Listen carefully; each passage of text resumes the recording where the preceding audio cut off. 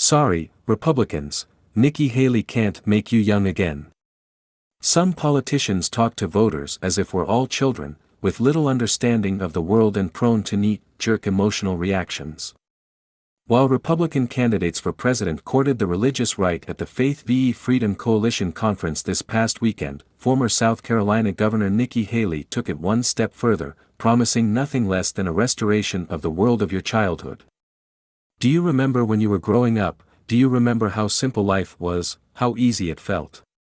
It was about faith, family, and country.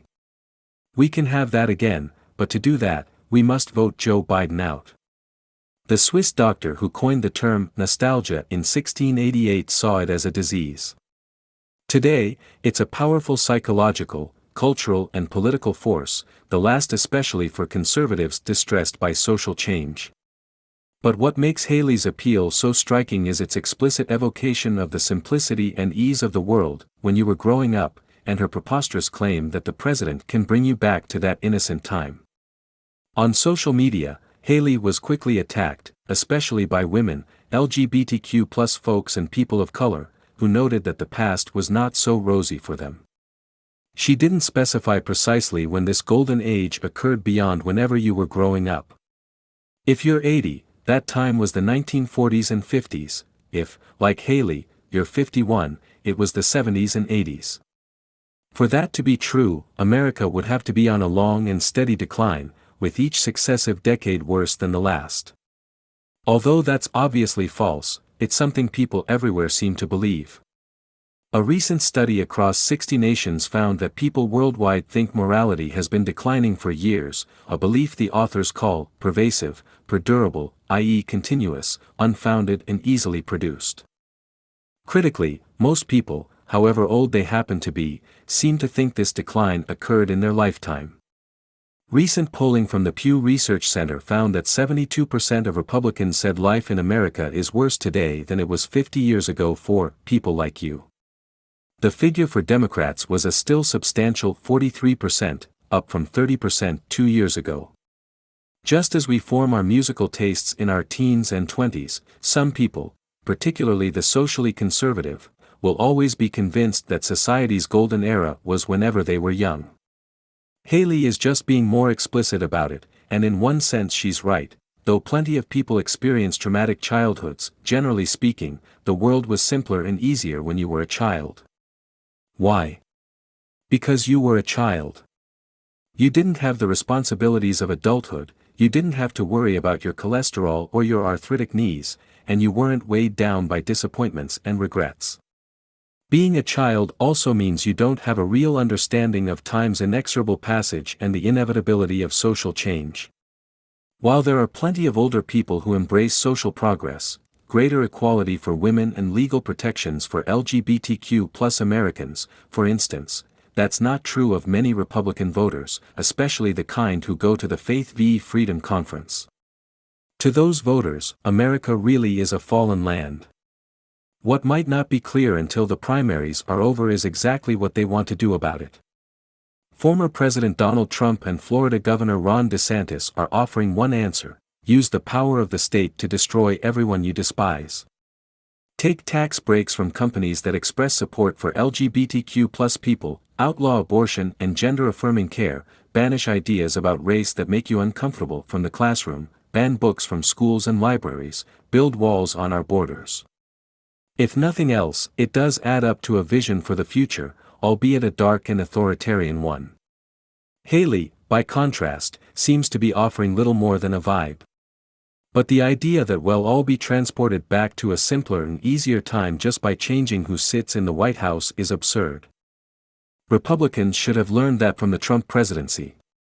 In 2016, he promised to make America great again. 4 years later, no matter how much you liked his policies or thrilled to his Twitter beefs, he had not turned back the clock. You don't like immigrants? They're still here. You don't like gay people? They're still here, too. You think kids today are lazy and their music is terrible? That's just what your parents thought, and your grandparents before them. One can't help thinking of Archie Bunker and his wife, Edith, singing "Those Were the Days," the theme song to the sitcom All in the Family. It premiered in 1971, another time of angry politics and rapid social change, and the lyrics express Archie's dismay at the upheaval of the time as they pine for Herbert Hoover and talk about how "guys like us we had it made," and "you knew who you were then, because girls were girls and men were men." Richard M. Nixon was re-elected the next year, but that didn't stop the changes that made Archie Bunker so angry. And neither Nikki Haley nor any other Republican can make you young again or make the world into something no more complicated than what you thought it was when you were a child. There's nothing more childish than believing they can.